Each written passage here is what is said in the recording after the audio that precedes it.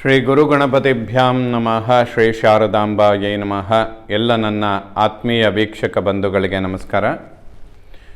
ವೀಕ್ಷಕರೇ, ಕ್ರೋಧಿನಾಮ ಸಂವತ್ಸರ, ದಕ್ಷಿಣಾಯನ, ಹಿಮವಂತ ಋತು, ಮಾರ್ಗಶಿರ ಮಾಸ, ಡಿಸೆಂಬರ್ ತಿಂಗಳ ಮಾಸ ಭವಿಷ್ಯಗಳನ್ನು ತಿಳ್ಕೊಳ್ಳೋಣ. ಡಿಸೆಂಬರ್ ತಿಂಗಳಲ್ಲಿ 23ನೇ ತಾರೀಕು ಕಾಳಭೈರವ ಅಷ್ಟಮಿ. ಕಾಳಭೈರವೇಶ್ವರ ಸ್ವಾಮಿಯ ದರ್ಶನ ಮಾಡಿ ಸಾಧ್ಯವಾದಲ್ಲಿ ಅರ್ಚನೆ ಅಥವಾ ಅಭಿಷೇಕಗಳನ್ನು ಮಾಡಿಸ್ಕೊಳ್ಳಿ. ಅತ್ಯಂತ ಅವಶ್ಯಕವಾಗುತ್ತೆ. ಏಕೆಂದರೆ ಮುಂದೆ ಬರುವಂತಹ ಹೊಸ ವರ್ಷದಲ್ಲಿ ಪರಾಕ್ರಮ ಗ್ರಹಗಳೆಲ್ಲ ಸ್ಥಾನಪಲ್ಲಟಗಳನ್ನು ಮಾಡ್ಕೊಳ್ತಾ ಇದ್ದಾರೆ. ಕುಜನ ಪರಿವರ್ತನೆ, ರಾಹುವಿನ ಪರಿವರ್ತನೆ, ಶನಿ ಮಹಾತ್ಮನ ಪರಿವರ್ತನೆ, ಗುರುಬ್ರಹ್ಮನ ಪರಿವರ್ತನೆ. ಸೊ ಇವೆಲ್ಲ ಬಹಳ ವಿಶೇಷವಾದಂತಹ ಪರಿವರ್ತನೆಗಳು ಮುಂದೆ ಬರುವಂತಹ ದಿನಗಳಲ್ಲಿರುತ್ತೆ. ಕಾಳಭೈರವೇಶ್ವರನ ದರ್ಶನ ಮಾಡಿದರೆ ಖಂಡಿತ ಶುಭ ಫಲಗಳನ್ನು ಕಾಣ್ತೀರ. ಈ ಒಂದು ಸೇವೆ ಅತ್ಯಂತ ಅವಶ್ಯಕವಾಗುತ್ತೆ. ಎಲ್ಲ ಆಸ್ತಿಕರು ಕೂಡ ಈ ಒಂದು ಪರಿಹಾರಗಳನ್ನು ಮಾಡಿಕೊಳ್ಳುವಂಥದ್ದು ಶುಭ. ಡಿಸೆಂಬರ್ ತಿಂಗಳಲ್ಲಿ ಬದಲಾಗುವ ಗ್ರಹಗಳನ್ನು ಒಮ್ಮೆ ತಿಳ್ಕೊಳ್ಳೋದಾದರೆ, ಡಿಸೆಂಬರ್ 2ನೇ ತಾರೀಕು ಶುಕ್ರ ಮಕರ ರಾಶಿಯನ್ನು ಪ್ರವೇಶ ಮಾಡ್ತಾನೆ. ಇದೇ ತಿಂಗಳ 28ನೇ ತಾರೀಕು ಶುಕ್ರ ಮತ್ತೊಮ್ಮೆ ಮಕರ ರಾಶಿಯಿಂದ ಕುಂಭರಾಶಿಯನ್ನು ಪ್ರವೇಶ ಮಾಡ್ತಾನೆ. ಡಿಸೆಂಬರ್ 16ನೇ ತಾರೀಕು ಸೂರ್ಯ ಧನುರಾಶಿಯನ್ನು ಪ್ರವೇಶ ಮಾಡ್ತಾನೆ. ಧನುರ್ಮಾಸ ಅನ್ನುವಂಥದ್ದು ಪ್ರಾರಂಭ ಆಗುತ್ತೆ. ಸೊ ಈ ಎರಡು ಗ್ರಹಗಳ ಪರಿವರ್ತನೆ ಮಾತ್ರ ಡಿಸೆಂಬರಲ್ಲಿ ನಡೆಯುವಂಥದ್ದಿರುತ್ತೆ. ಹಾಗಾಗಿ ವೀಕ್ಷಕರಿಗೆ ಬಹಳಷ್ಟು ಏನು ಕನ್ಫ್ಯೂಷನ್ಗಳಾಗೋದಿಲ್ಲ. ಕೆಲವು ವಿಚಾರಗಳು ನೇರವಾಗಿ ಸಹಾಯ ಮಾಡುವಂಥದ್ದಿರುತ್ತೆ. ಅದನ್ನು ಉಪಯೋಗಿಸ್ಕೊಂಡ್ರೆ ಮಾಸ ಭವಿಷ್ಯಗಳನ್ನು ಕೇಳುವಂಥವರಿಗೆ ಖಂಡಿತ ಅನುಕೂಲಗಳು ಉಂಟಾಗುತ್ತೆ. ಈ ಬದಲಾಗುವ ಗ್ರಹಗಳಿಂದ ಡಿಸೆಂಬರ್ ತಿಂಗಳಲ್ಲಿ ಮಿಥುನ ರಾಶಿಯವರ ಮಾಸ ಭವಿಷ್ಯ ಹೇಗಿರುತ್ತೆ ನೋಡೋಣ ವೀಕ್ಷಕರೇ. ಮಿಥುನ ಲಗ್ನ, ಮಿಥುನ ರಾಶಿಯವರಿಗೆ ಲಗ್ನ ರಾಶಿಯ ಅಧಿಪತಿಯಾದಂತಹ ಬುಧ 6ನೇ ಮನೆಯಲ್ಲಿರ್ತಾನೆ. ಅಂದರೆ ಶತ್ರು ಋಣ ರೋಗಸ್ಥಾನ ಅಂತ ಹೇಳ್ತೇವೆ. ಅಲ್ಲಿ ಬುಧಾದಿತ್ಯ ಯೋಗದಲ್ಲಿ, ಅಂದರೆ ಸೂರ್ಯನ ಜೊತೆಯಲ್ಲಿ ಕೂತ್ಕೊಳ್ತಾನೆ. ಅವನ ಮೇಲೆ ಗುರುದೃಷ್ಟಿ ಕೂಡ ಬೀಳ್ತಾ ಇರುತ್ತೆ. ಆರೋಗ್ಯದ ವಿಚಾರಗಳಲ್ಲಿ ಯಾವುದೇ ಅಂತಹ ಏನು ಸಮಸ್ಯೆಗಳಿಗೆ ಅವಕಾಶಗಳು ಇರೋದಿಲ್ಲ. ಶನಿ ಭಾಗ್ಯದಲ್ಲಿರ್ತಾನೆ, ರಾಹು ಕರ್ಮದಲ್ಲಿದ್ದಾನೆ. ಎಲ್ಲ ಕಾಂಬಿನೇಷನ್ಗಳು ಚೆನ್ನಾಗಿದೆ. ಸ್ವಲ್ಪ ಮೂಳೆಗಳು ಅಥವಾ ನರಗಳಿಗೆ, ಅಂದರೆ ಸ್ನಾಯುಗಳಿಗೆ ಸಂಬಂಧಪಡುವಂತಹ ಸಮಸ್ಯೆಗಳು ಬಾಧಿಸೋದಕ್ಕೆ ಕೆಲವು ಕಾರಣಗಳಿರುತ್ತೆ. ಅಂದರೆ ನೀಚ ಕ್ಷೇತ್ರದಲ್ಲಿರುವಂತಹ ಕುಜನ ದೃಷ್ಟಿ ಅನ್ನುವಂಥದ್ದು ಶನಿ ಮಹಾತ್ಮನ ಮೇಲೆ ಬೀಳ್ತಾ ಇರುತ್ತೆ. ಶನಿ ಮಹಾತ್ಮ ನಮ್ಮ ಶರೀರದಲ್ಲಿ ಮೂಳೆಗಳು, ನರಗಳು ಮತ್ತು ಶಿರೋಭಾಗ ಮತ್ತು ಹಲ್ಲುಗಳಿಗೆ ಸಂಬಂಧಪಡುವಂತಹ ಕಾರಕತ್ವಗಳನ್ನು ಹೆಚ್ಚಾಗಿ ಹೊಂದಿರ್ತಾನೆ.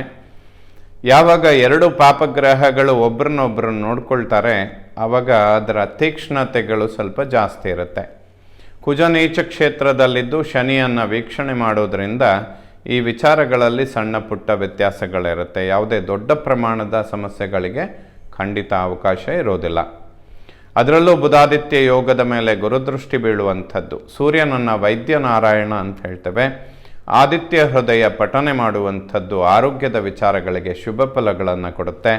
ಅಂತಹ ಸೂರ್ಯ ಪರಾಕ್ರಮ ಸ್ಥಾನಾಧಿಪತಿಯಾಗಿ 3ನೇ ಮನೆಯ ಅಧಿಪತಿಯಾಗಿ 6ನೇ ಮನೆಯಲ್ಲಿ ಸಂಚಾರ ಮಾಡುವಂಥದ್ದು ಮತ್ತು ಅವನ ಮೇಲೆ ಗುರುದೃಷ್ಟಿ ಬೀಳುವಂಥದ್ದು, ಇದೆಲ್ಲ ಖಂಡಿತ ಶುಭ ಫಲಗಳನ್ನು ಕೊಡುತ್ತೆ ಮಿಥುನ ರಾಶಿಯವರಿಗೆ. 2ನೇ ಮನೆಯನ್ನು ಕುಟುಂಬ, ವಾಕ್ಯ, ಧನ, ದಾಂಪತ್ಯ, ಬಂಧು ಅನ್ನುವಂತಹ ಸ್ಥಾನ ಅಂತ ಹೇಳ್ತೇವೆ.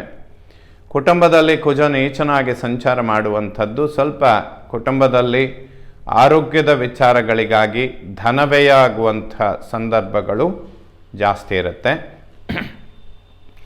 ವಾಕ್ಯಗಳು ಸ್ವಲ್ಪ ನಿಷ್ಠೂರಗಳನ್ನು ಪದೇ ಪದೇ ಸೃಷ್ಟಿ ಮಾಡ್ತಾ ಬರುತ್ತೆ.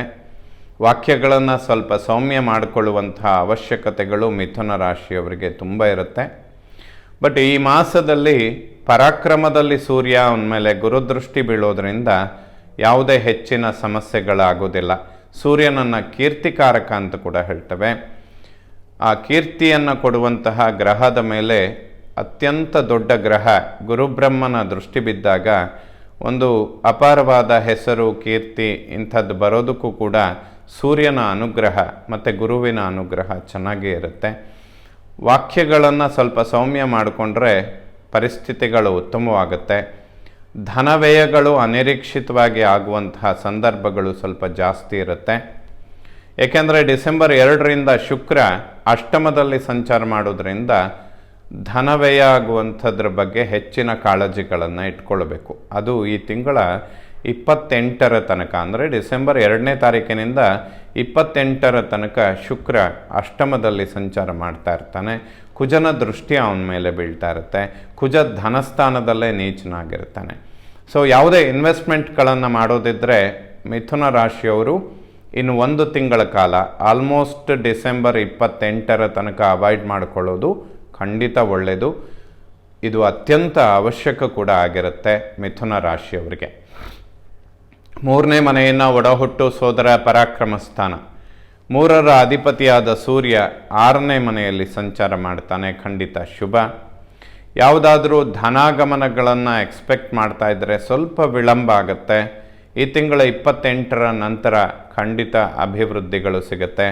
ಬ್ಯಾಂಕ್ ಲೋನ್, ಯಾವುದಾದ್ರೂ ಹಣಕಾಸಿನ ಎಕ್ಸ್ಪೆಕ್ಟೇಷನ್ಗಳಿದ್ದರೆ ಮಿಥುನ ರಾಶಿಯವರಿಗೆ 28ನೇ ತಾರೀಕಿನ ನಂತರ ಶುಕ್ರ ಭಾಗ್ಯಸ್ಥಾನದಲ್ಲಿ ಶನಿಯ ಯುತಿಯಲ್ಲಿ ಸಂಚಾರ ಮಾಡ್ತಾನೆ. ಇದು ಖಂಡಿತ ಲಾಭಗಳನ್ನು ತಂದುಕೊಡುತ್ತೆ ವೀಕ್ಷಕರೇ. ಒಡಹುಟ್ಟುಗಳ ನಡುವೆ ಸಾಮರಸ್ಯ ಖಂಡಿತ ಶುಭವಾಗುತ್ತೆ. ಭ್ರಾತೃಗಳ ನಡುವೆ, ಅಂದರೆ ಅಣ್ಣ ತಮ್ಮಂದರ ನಡುವೆ ಯಾವುದಾದ್ರೂ ವ್ಯಾವಹಾರಿಕ ಪ್ರಾಪರ್ಟಿ, ಭೂಮಿಗೆ ಸಂಬಂಧಪಡುವಂತಹ ವಿಚಾರಗಳಿದ್ದರೆ ಸ್ವಲ್ಪ ಅವಾಯ್ಡ್ ಮಾಡಿಕೊಳ್ಳೋದು ಉತ್ತಮ.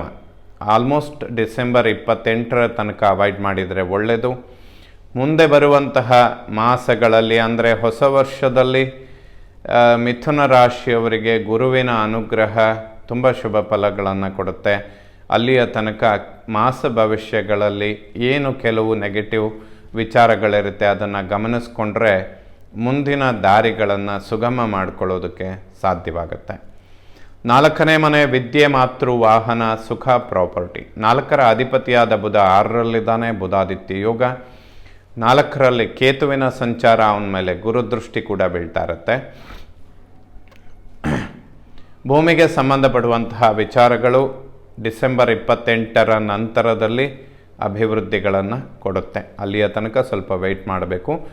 ಯಾವುದೇ ದೊಡ್ಡ ಪ್ರಮಾಣದ ವ್ಯವಹಾರಗಳನ್ನು ಮಾಡೋದಕ್ಕೆ ಸಾಧ್ಯ ಆಗೋದಿಲ್ಲ. ಯಾಕೆಂದರೆ ಗುರು ವ್ಯಯಭಾವದಲ್ಲಿದ್ದಾನೆ. ಗುರುಬಲ ಸ್ವಲ್ಪ ಕಡಿಮೆ ಇರುತ್ತೆ. ಆದರೂ ಕೂಡ 4th ಹೌಸ್ ಮೇಲೆ ಗುರುದೃಷ್ಟಿ ಬೀಳೋದ್ರಿಂದ ಗಣಪತಿಯ ಆರಾಧನೆ ಮಾಡುವಂಥದ್ದು ಮಿಥುನ ರಾಶಿಯವರಿಗೆ ಪ್ರಾಪರ್ಟಿ, ಸುಖ ಅಥವಾ ವಾಹನದ ಸೌಖ್ಯ, ಮಾತೃವಿನ ಆರೋಗ್ಯ, ಈ ಎಲ್ಲ ವಿಚಾರಗಳಲ್ಲಿ ಅಭಿವೃದ್ಧಿಗಳನ್ನು ಕೊಡುತ್ತೆ. ವಿದ್ಯಾರ್ಜನೆ ಮಾಡುವಂತಹ ಮಕ್ಕಳು ಸ್ವಲ್ಪ ಆಸಕ್ತಿಗಳನ್ನು ಹೆಚ್ಚಿಸ್ಕೊಳ್ಬೇಕು. ಯಾಕೆಂದರೆ ಓವರ್ ಕಾನ್ಫಿಡೆನ್ಸ್ ಸ್ವಲ್ಪ ನೆಗೆಟಿವ್ಗಳನ್ನು ಕೊಡುತ್ತೆ. ಗುರು ವ್ಯಯದಲ್ಲಿದ್ದಾಗ ನೀವು ಅಂದ್ಕೊಂಡಿದ್ದು ಬರದೇ ಇರೋದು, ಅಥವಾ ನೀವು ಓದಿದ್ದು ನಿಮಗೆ ಎಕ್ಸಾಮಲ್ಲಿ ಬರದೇ ಇರುವಂಥದ್ದು, ಇನ್ನೇನೋ ಅದರಲ್ಲಿ ಅಷ್ಟು ನೀವು ಎಕ್ಸ್ಪೆಕ್ಟ್ ಮಾಡಿದಂತಹ ವಿಚಾರಗಳಲ್ಲಿ ಸ್ವಲ್ಪ ವ್ಯತ್ಯಾಸಗಳಾಗುವಂತಹ ಸಂದರ್ಭಗಳು ಮಿಥುನ ರಾಶಿಯವರಿಗಿರುತ್ತೆ. ಪ್ರಯತ್ನಗಳನ್ನು ಹೆಚ್ಚಿಸ್ಕೊಳ್ಬೇಕು, ಏಕಾಗ್ರತೆಯನ್ನು ಹೆಚ್ಚಿಸ್ಕೊಳ್ಬೇಕು. ಗುರುಗಳಿಗೆ ಸಂಬಂಧಪಡುವಂತಹ ಸ್ತೋತ್ರಗಳನ್ನು ಪಠನೆ ಮಾಡಬೇಕು. ದತ್ತಾತ್ರೇಯರ ಸ್ತೋತ್ರಗಳನ್ನು ಪಠನೆ ಮಾಡಿ, ದಕ್ಷಿಣಾಮೂರ್ತಿಗಳ ಸ್ತೋತ್ರಗಳನ್ನು ಪಠನೆ ಮಾಡಿ ಮಿಥುನ ರಾಶಿಯವರಿಗೆ ವಿದ್ಯಾರ್ಚನೆ ಮಾಡುವಂತಹ ಮಕ್ಕಳಿಗೆ ಅತ್ಯಂತ ಅವಶ್ಯಕವಾಗುತ್ತೆ. 5ನೇ ಮನೆ ಜ್ಞಾನ, ಸಂತಾನ, ಪೂರ್ವಪರ ಪುಣ್ಯ. ಪಂಚಮಾಧಿಪತಿ ಶುಕ್ರ ಅಷ್ಟಮದಲ್ಲಿ ಸಂಚಾರ ಮಾಡೋದರಿಂದ ಡಿಸೆಂಬರ್ 2ರ ನಂತರ 28ನೇ ತಾರೀಕಿನ ತನಕ ಸ್ವಲ್ಪ ಟೆನ್ಷನ್ಗಳನ್ನು ಕಡಿಮೆ ಮಾಡಿಕೊಳ್ಬೇಕು ಮಿಥುನ ರಾಶಿಯವರು. ಈ ಸಮಯದಲ್ಲಿ ದುಡುಕಿನ ನಿರ್ಧಾರಗಳನ್ನು ತೆಗೆದುಕೊಳ್ಳದೆ ಇರೋದು ಶುಭವಾಗುತ್ತೆ. ಸಂತಾನದ ಅಂಚಿನಲ್ಲಿರುವವರು ಕೂಡ ದುರ್ಗಾ ಪರಮೇಶ್ವರಿಯ ಖಡ್ಗಮಾಲಾ ಸ್ತೋತ್ರಗಳನ್ನು ಪಠನೆ ಮಾಡಿದರೆ ಶುಭ ಫಲಗಳನ್ನು ಕಾಣ್ತೀರ. 6ನೇ ಮನೆ ಶತ್ರು, ಋಣ, ರೋಗ ಸ್ಥಾನ. 6ದಲ್ಲಿ ಬುಧಾದಿತ್ಯ ಯೋಗ. 6ಾಧಿಪತಿ ಕುಜ ನೀಚ ಕ್ಷೇತ್ರದಲ್ಲಿದ್ದಾನೆ. ಯಾವುದೇ ಶತ್ರು ಬಾಧೆಗಳಿರೋದಿಲ್ಲ. ಇದ್ದರೂ ಕೂಡ ಅದನ್ನು ಪರಿಹಾರ ಮಾಡಿಕೊಳ್ಳೋದಕ್ಕೆ ಖಂಡಿತ ಸಾಧ್ಯವಾಗುತ್ತೆ. ಮಿಥುನ ರಾಶಿಯವರು ಈ ವಿಚಾರದಲ್ಲಿ ಯಾವುದೇ ಸಮಸ್ಯೆಗಳಿಲ್ಲ. ಯಾವುದೇ ಶತ್ರು ಬಾಧೆ ಅಥವಾ ಅನಿರೀಕ್ಷಿತ ಕಿರಿಕಿರಿಗಳನ್ನು ನೋಡ್ತಾ ಇದ್ದರೆ ಅದನ್ನು ಖಂಡಿತವಾಗ್ಲೂ ಸಾಲ್ವ್ ಮಾಡ್ಕೋಬೋದು. ಡಿಸೆಂಬರ್ 2ರ ತನಕ ಅತಿ ಉತ್ತಮವಾದಂತಹ ಸಮಯಗಳಿರುತ್ತೆ. ತದನಂತರದಲ್ಲಿ ಡಿಸೆಂಬರ್ 28ರ ನಂತರದಲ್ಲಿ ಯಾವುದೇ ಒಂದು ಪಾರ್ಟ್ನರ್ಶಿಪ್ ವ್ಯವಹಾರ ಅಥವಾ ಅದರಲ್ಲಿ ವ್ಯವಸ್ಥೆಗಳ ಬಗ್ಗೆ ಅಭಿವೃದ್ಧಿಗಳನ್ನು ಪಡಿಸ್ಕೊಳ್ಬೇಕಿದ್ರೆ ಡಿಸೆಂಬರ್ 28ರ ನಂತರ ಪ್ರಯತ್ನಗಳನ್ನು ಮಾಡಿದರೆ ಖಂಡಿತ ಸಕ್ಸಸ್ ಆಗುತ್ತೆ. ಶತ್ರುಬಾಧೆಗಳಿಗೆ ಅವಕಾಶ ಇರೋದಿಲ್ಲ. 7ನೇ ಮನೆಯನ್ನು ಮಾಂಗಲ್ಯ, ವಿವಾಹ, ದಾಂಪತ್ಯ. ಸಪ್ತಮಾಧಿಪತಿ ಗುರು ವ್ಯಯಭಾವದಲ್ಲಿರೋದ್ರಿಂದ ದಂಪತಿಗಳು ಸ್ವಲ್ಪ ಆರೋಗ್ಯದ ಬಗ್ಗೆ ಗಮನ ಕೊಡಬೇಕು. ಸಣ್ಣ ಪುಟ್ಟ ವ್ಯತ್ಯಾಸಗಳು ಬರೋದಕ್ಕೆ ಅವಕಾಶಗಳಿರುತ್ತೆ. ಪಿತ್ತಕೋಶಕ್ಕೆ ಸಂಬಂಧಪಡುವಂಥ ಆರೋಗ್ಯದ ವ್ಯತ್ಯಾಸಗಳು ಬರೋದಕ್ಕೆ ಅವಕಾಶಗಳಿರುತ್ತೆ. ಗುರುಗಳ ಸ್ತೋತ್ರಗಳನ್ನು ಪಠನೆ ಮಾಡಿ, ಲಕ್ಷ್ಮೀ ನರಸಿಂಹನ ದರ್ಶನ ಮಾಡಿ, ತುಳಸಿಯಿಂದ ಅರ್ಚನೆ, ಅಭಿಷೇಕ ಅಂಥ ಸೇವೆಗಳನ್ನು ಮಾಡಿಕೊಳ್ಳೋದು ತುಂಬ ಅವಶ್ಯಕ. ಏಕೆಂದರೆ ಮಿಥುನ ರಾಶಿಯವರಿಗೆ ಸಪ್ತಮಾಧಿಪತಿ ವ್ಯಯಭಾವದಲ್ಲಿದ್ದು ಕುಟುಂಬದಲ್ಲಿ ಕುಜ ನೀಚನಾದರೆ ಎರಡೂ ಕಡೆಯಿಂದ ಚಂದ್ರನ ಮೇಲೆ ಅಂದರೆ ಮನಸ್ಸಿನ ಮೇಲೆ ವಿಪರೀತವಾದ ಪ್ರೆಷರ್ಗಳು ಉಂಟಾಗುತ್ತೆ. ಅದರಲ್ಲೂ ಕೂಡ ದಾಂಪತ್ಯ ಜೀವನದಲ್ಲಿ ಸಣ್ಣ ಪುಟ್ಟ ವಾಕ್ಯಗಳು ಕೂಡ ಸ್ವಲ್ಪ ನಿಷ್ಠೂರಗಳನ್ನು ಸೃಷ್ಟಿ ಮಾಡುತ್ತೆ.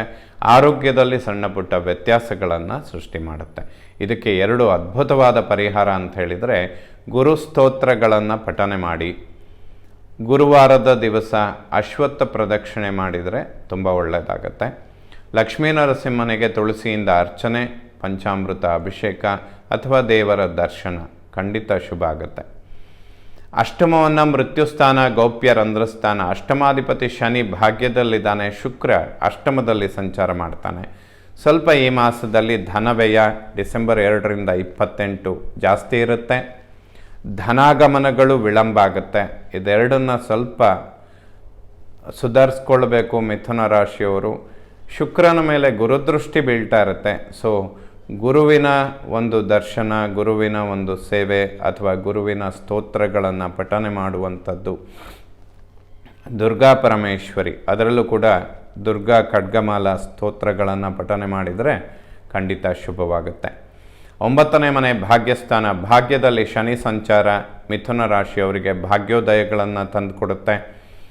ಯಾವುದೇ ಸಮಸ್ಯೆಗಳಿರೋದಿಲ್ಲ ವೀಕ್ಷಕರೇ. ದಶಮವನ್ನು ಕರ್ಮ ಉದ್ಯೋಗ ಸ್ಥಾನ. ಕರ್ಮಾಧಿಪತಿ ವ್ಯಯದಲ್ಲಿದ್ದು ಕರ್ಮದಲ್ಲಿ ರಾಹು. ಪ್ರಯತ್ನಗಳನ್ನು ಎಷ್ಟೇ ಹೆಚ್ಚು ಮಾಡಿದರೂ ಕೂಡ ಪ್ರತಿಫಲಗಳು ಸ್ವಲ್ಪ ಕಡಿಮೆ ಇರುತ್ತೆ. ಯಾಕೆಂದರೆ ಗುರು ವ್ಯಯದಲ್ಲಿದ್ದಾನೆ. ಪ್ರತಿಫಲಗಳನ್ನು ಬಂದರೂ ಕೂಡ ಅದು ಉಳಿಸ್ಕೊಳ್ಳೋದಕ್ಕೆ ವ್ಯಯ ಆಗುತ್ತೆ. ಕುಜ ಧನಸ್ಥಾನದಲ್ಲಿ ನೀಚನಾಗಿದ್ದಾನೆ, ಶುಕ್ರ ಅಷ್ಟಮದಲ್ಲಿದ್ದಾನೆ. ಸೊ ಎಲ್ಲ ಕಾಂಬಿನೇಷನ್ ಮಿಥುನ ರಾಶಿಯವರು ಹಣಕಾಸಿನ ವಿಚಾರದಲ್ಲಿ ಈ ಒಂದು ಮಾಸ ಡಿಸೆಂಬರ್ 2ರಿಂದ 28 ಸ್ವಲ್ಪ ಮುಂಜಾಗರೂಕತೆಗಳನ್ನು ತೆಗೆದುಕೊಳ್ಬೇಕು. ಉದ್ಯೋಗದಲ್ಲಿ ಅಭಿವೃದ್ಧಿಗಳನ್ನು ಖಂಡಿತವಾಗ್ಲೂ ಎಕ್ಸ್ಪೆಕ್ಟ್ ಮಾಡ್ಬೋದು. ಯಾವುದೇ ಸಮಸ್ಯೆಗಳಿಗೆ ಅವಕಾಶ ಇರೋದಿಲ್ಲ. ಸ್ವಲ್ಪ ವೃಥಾ ತಿರುಗಾಟಗಳು ಹೆಚ್ಚಾಗುವಂತಹ ಸಂದರ್ಭಗಳು ಇರುತ್ತೆ. ಏಕಾದಶ ಲಾಭಸ್ಥಾನ. ಲಾಭಾಧಿಪತಿ ಕುಜ ಧನಸ್ಥಾನದಲ್ಲಿದ್ದಾನೆ. ಲಾಭಗಳನ್ನು ಖಂಡಿತ ನಿರೀಕ್ಷೆ ಮಾಡ್ಬೋದು. ಲಾಭಗಳ ಆಗಮನ ಕೂಡ ಆಗುತ್ತೆ ಡಿಸೆಂಬರ್ 28ರ ನಂತರದಲ್ಲಿ.